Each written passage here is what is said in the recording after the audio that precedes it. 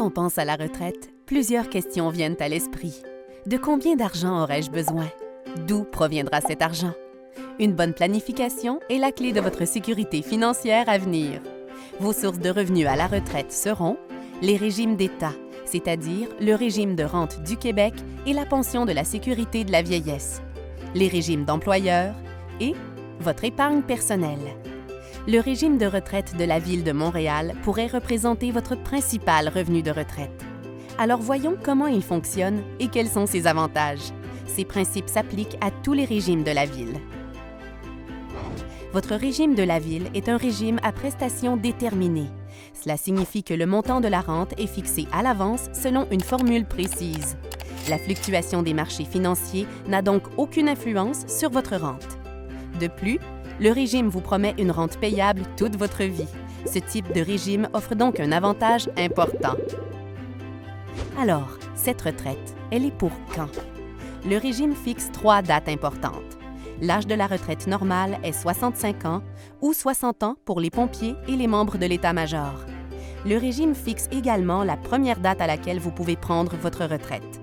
Votre rente sera alors réduite pour tenir compte du fait qu'elle sera payée pendant une plus longue période. Cependant, si vous répondez à certains critères d'âge et de service, vous pourriez avoir droit à une rente sans réduction. Quelles seront mes prestations? À la retraite normale, votre rente sera calculée à l'aide de la formule préétablie. Il n'y a donc pas de surprise.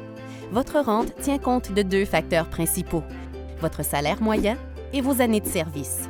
La formule exacte et la définition du salaire utilisé varient selon les régimes. Naturellement, plus votre carrière à la Ville est longue, plus vos prestations seront élevées. Si vous prenez une retraite anticipée, votre rente pourrait être réduite. Cependant, le régime prévoit le versement d'une prestation de raccordement. Il s'agit d'un supplément temporaire qui prendra fin à 65 ans. Qu'arrive-t-il en cas de cessation d'emploi ou de décès avant la retraite?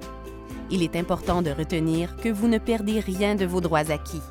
En cas de cessation d'emploi, vous aurez la possibilité de transférer vos droits à l'extérieur du régime. En cas de décès, votre conjoint ou vos bénéficiaires recevront des prestations. Qui finance le régime?